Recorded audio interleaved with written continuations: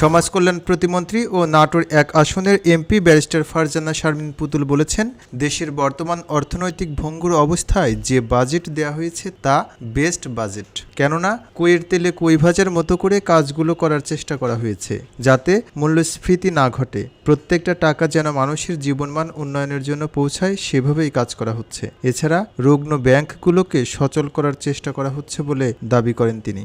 এই ভঙ্গুর দশাতে এই মুহূর্তে যে বাজেটটা দেওয়া হয়েছে, দিস দ্য বেস্ট বাজেট মানে এভার যেটা বাংলাদেশে হয়েছে। কারণ এত ভঙ্গুর অর্থনীতি আসলে কইয়ের তেলে কই ভাজার মতো করে কিন্তু আমরা কাজগুলো করার চেষ্টা করছি, যেখানে মূল্যস্ফীতি যেন না ঘটে এবং রুগ্ন ব্যাংকগুলোকে আরও অনেক বেশি সচল করার ব্যবস্থা আমরা করছি এবং চেষ্টা করছি যে আসলে প্রত্যেকটা টাকা যেন মানুষের জীবনের উন্নয়নের জন্য পৌঁছায়।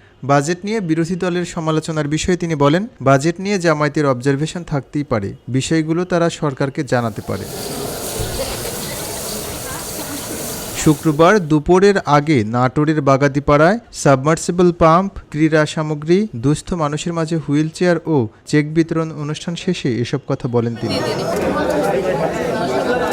খবরের কাগজ, নিখাত, নির্ভীক, নিরপেক্ষ।